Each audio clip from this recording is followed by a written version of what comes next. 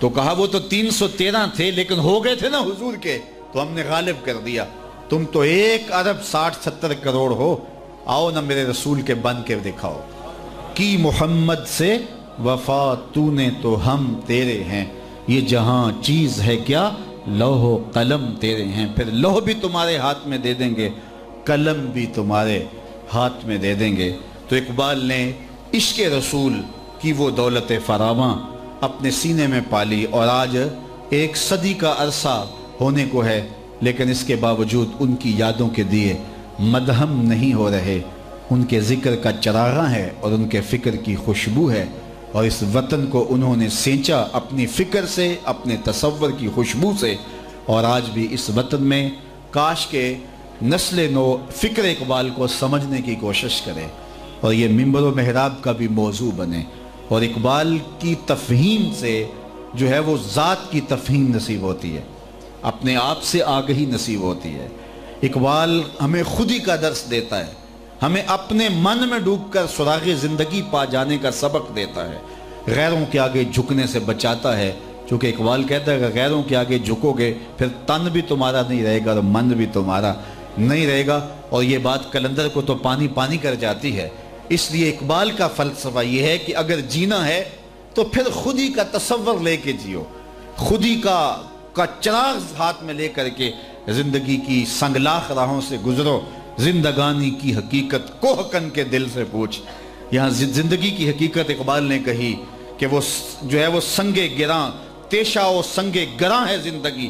زندگی تو جو ہے وہ کشاکش کا نام ہے، یہ فارمی چوزے والی زندگی جو ہم اختیار کرنا چاہتے ہیں. اقبال کا اس کا تصور بھی نہیں اقبال کی کہ یہ بندہ کہتا ہے پیسے مل جائیں، زیادہ سے زیادہ آسائشیں سہولتیں مل جائیں. اقبال کا تصور نہیں ہے. کیا میں نے اس خاک داں سے کنارہ، جہاں رزق کا نام ہے آب و دانا، پلٹنا جھپٹنا جھپٹ کر پلٹنا، لہو گرم رکھنے کا ہے ایک بہانہ. پرندوں کی دنیا کا درویش ہوں میں کہ شاہی بناتا نہیں آشیانہ. ہماری ساری زندگی سی تگ و تاز میں گزر جاتی، ساری زندگی گزر گئی، ساری زندگی بیت گئی، جوانی بیت گئی پیسے شادی کے اکٹھے کرتے ہوئے کہ شادی کی رقم اکٹھی کرنی ہے. پھر زندگی بیت گئی مکان بناتے ہوئے. میں اس کا انکار نہیں کرتا، یہ بھی ساتھ ساتھ ہوتا رہے گا، لیکن زندگی کا اعلیٰ مقصد کیا ہے؟ آئے کیوں ہو؟ اس کائنات میں غلبہ دین کے لیے ہم آئے ہیں، اللہ کے دین کے پرچم کو اونچا کرنے کے لیے آئے ہیں. وَوَالَّذِي أَرْسَلَ رَسُولَهُ بِالْهُدَى وَدِينِ الْحَقِّ لِيُظْهِرَهُ عَلَى الدِّينِ كُلِّهِ. اس دین کو تمام دینوں پہ غالب کرنا مقصد ہے ہمارا. اور اقبال اس فلسفے کو ابھارتا ہے، اور زندگی کے اندر تحرک ہے. یاد مجھے نکتہ سلمہ خوش آہنگ، دنیا نہیں مردان جفا کش کے لیے تنگ، چیتے کا جگر چاہیے شاہی کا تجسس. اللہ اکبر. چیتے کا جگر اور شاہی کا تجسس ہو تو زندگی گزارنے کا مزہ آتا ہے. شکار مردہ سزاوار شاہی نہیں ہے. مرے ہوئے شکار گرج کھاتی ہے، مرے ہوئے شکار شاہی نہیں کھاتا. وہ اپنا شکار زندہ خود تلاش کرتا ہے. اپنی زندگی آپ پیدا کر اگر زندوں میں ہے. اقبال کا درس خودی یہ ہے، وہ انسان کو کھڑا کرتا ہے، وہ مقام خودی پہ دیکھنا چاہتا ہے، اور جوانوں کو اس مقام پہ دیکھنا چاہتا ہے کہ وہ معمولی باتوں سے مرعوب نہ ہو جائیں. اقبال تو وہاں گیا نا مغرب میں، تو آ کے مغرب پر تنقید کی. نئی تہذیب تکلف کے سوا کچھ بھی نہیں، چہرہ جو روشن نہ ہو تو کیا حاجت گلگونہ فروش. کہا یہ میک اپ کیا ہوا ہے، اندر کچھ بھی نہیں ہے. اگر کچھ ہے تو محمد عربی کے غلاموں کے سینوں میں ہے. زندگی تو یہ ہے، زندگی تو یہ ہے. وہاں کچھ بھی نہیں. اقبال نے کہا زندگی حرارت کا نام ہے، تب و تاب جاویدانہ کا نام ہے.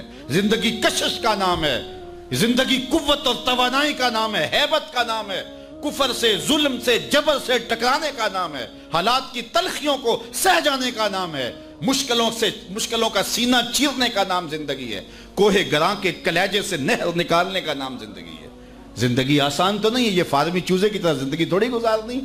زندگی جاں فشانی کا نام ہے، سختی کا نام ہے، حالات کی تلخیوں سے گزرنے کا نام ہے، کشاکش حیات کا نام ہے. تو جوانوں کو اقبال کہتا ہے کہ جوانی یہ نہیں چوک پہ کھڑے ہو کر کے تم اپنی نظروں کو غلیظ کرتے رہو، جوانی کے تقدس کو سڑکوں پہ لٹا دو.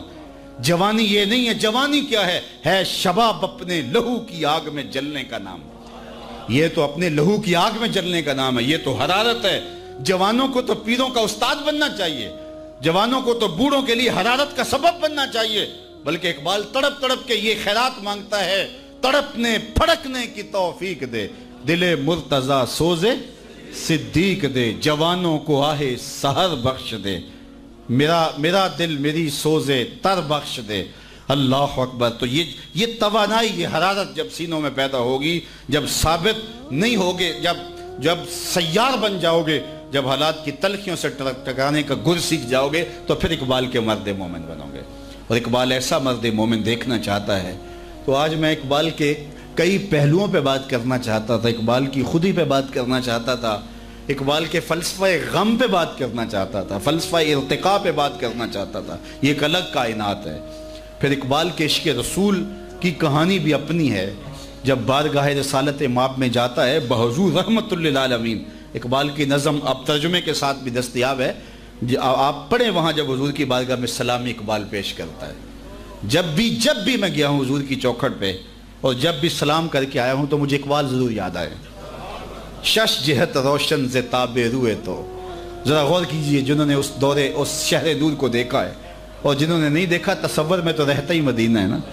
ذرا اقبال کا عشق دیکھیے، حضور کے روضے کے سامنے اقبال کی روح کھڑی ہے، اور کیا کہہ رہا ہے اقبال؟ ابھی گئے نہیں ہیں اقبال، جسم کے ساتھ نہیں گئے ہیں، اور وہ بھی ایک کہانی ہے۔ یہ شاید کسی کتاب میں لکھا نہ ہو، لیکن میرا ایک دوست ہے، وہ محمد خان وردک سے ملے، تو وہ یہ شاہ فیصل کے بھی استاد تھے، تو کہتے ہیں کہ جب تحریک خلافت چلی نا، تو اس وقت یہ قبضہ کر لیا گیا اس کی فیکٹریوں کے اوپر، تو وہ وہاں چلا گیا، چٹاگانگ کا رہنے والا تھا، تو اس نے خان صاحب سے جا کے کہا کہ مجھے حضور کی بارگاہ میں پیش کیا جائے تاکہ میں حضور سے عرض کروں کہ یا تو میری فیکٹریاں سب کچھ واپس مل جائیں تاکہ میں حضور کی امت کی خدمت کر سکوں، اور یا پھر حضور مجھے یہیں رکھ لیں۔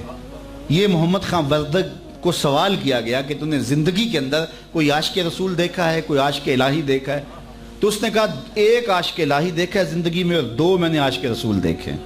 ان میں سے ایک اس نے کہا کہ شیخ چٹانی کو میں نے دیکھا ہے، کہتا ہے میں نے انتظام کروا دیا روضہ رسول کے اندر جانے کا، اور پھر تھوڑی دیر کے بعد مجھے یہ بتایا گیا کہ اپنے دوست کی لاش آ کے اٹھا لو، کہا ایک تو عاشق رسول میں نے وہ دیکھا ہے۔ پھر اقبال کے جب نغمے اور زمزمے پھیلے تو مجھے شاہ نے کچھ تحائف دیے اور کہا تم جاؤ اور جا کے میرا سلام بھی دو اور یہ تحائف بھی اسے پیش کرو، اور اسے پیشکش بھی کرو کہ اگر آنا چاہیں تو آپ کو خاص ہم موقع فراہم کریں گے۔ تو کہتا ہے کہ میں آیا اور اقبال سے ملا اور ان سے کہا میں نے کہ جو ہے وہ آپ اگر تشریف لائیں وہاں تو ہم آپ کو اندر جانے کی سعادت سے بھی مالا مال کریں گے۔ تو کہتے ہیں اقبال بچوں کے ساتھ بلک بلک کر رونے لگا اور کہنے لگا کہ خان صاحب میں نہیں جا سکتا، اگر میں گیا میں ان کی امت کے لیے کچھ کرنا چاہتا ہوں، اگر گیا تو پھر میں واپس نہیں آ سکوں گا۔ تو اقبال گئے نہیں ہیں، لیکن روح اقبال کی وہاں کھڑی ہے، بالکل لگتا ہے جس طرح یہاں کھڑے ہو کے اقبال نے لکھا ہے، شش جہت روشن ز تاب روئے تو، ترکو تاجی کو عرب ہندوئے تو۔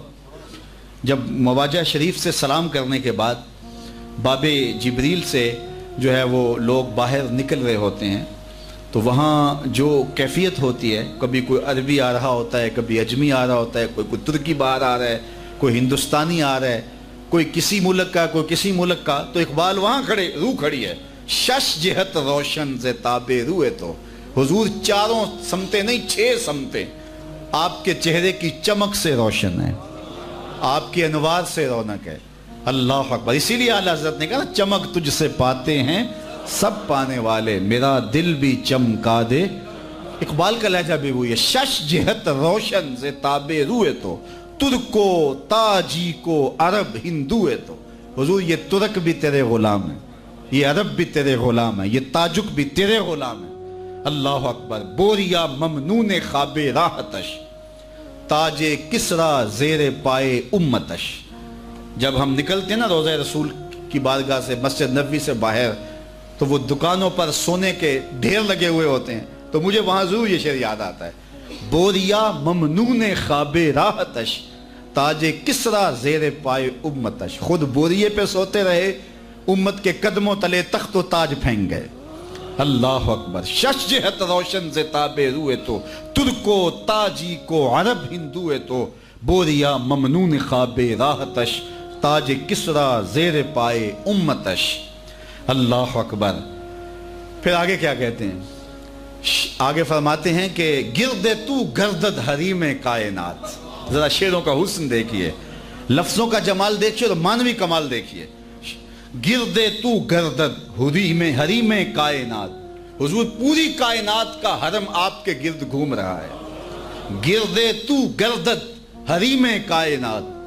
یہ کہنے کے بعد پھر اقبال کی جھولی پھیلتی ہے اور پھر کہتے ہیں از تو خواہم یک نگاہ التفات. حضور میں بھی جھولی پھیلائے ایک نظر کا سوالی کھڑا ہوں.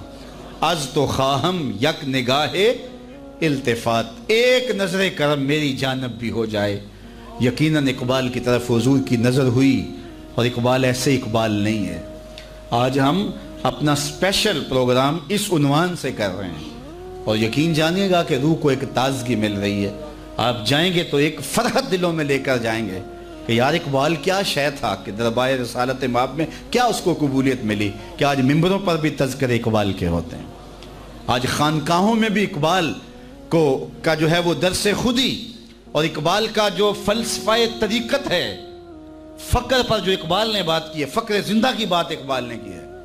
جو فقر مردہ ہے وہ اندوہی اور دلگیری اقبال نے کہا ہے، اور فقر حجازی اور فقر زندہ کو اقبال نے کہا مقصود فقر یہ ہے.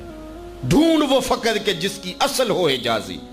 یعنی جو حجازی الاصل فقر ہے وہی دینی فقر ہے. آج تو جگہ جگہ ٹھیے بنے ہوئے ہیں نا، طریقت کے اڈے اور آستانے بنے ہوئے، لوگوں کی عقیدتیں لوٹ رہے ہیں. ان کو یہ بھی نہیں پتا کہ تصوف ہوتا کیا ہے.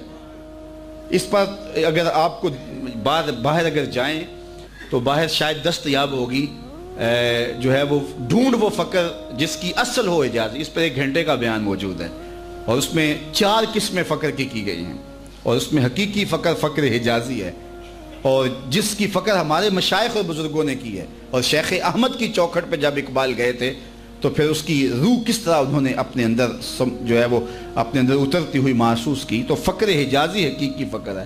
بدقسمتی یہ ہے کہ آج فقر کے تاجدار اور شہنشاہ وہ بنے ہیں جنہیں فقر کے مزاج سے بھی آشنائی نہیں ہے. فلک نے بخشی ہے انہیں خواجگی جو جانتے نہیں روش بندہ پروری کیا ہے. یہ بھی نہیں پتا کہ فقر کا روپ کون سا حقیقی فقر اور اسلام کا فقر ہے. تو اقبال نے اس حقیقی فقر کو، بلکہ ایک مقام پہ تو یہاں تک کہہ دیا ساکی نامہ میں، یہ بھی پڑھنے کے لائق اقبال کی یہ نظم ہے: شریعت تصوف تمدن کلام بتانے عجم کے پجاری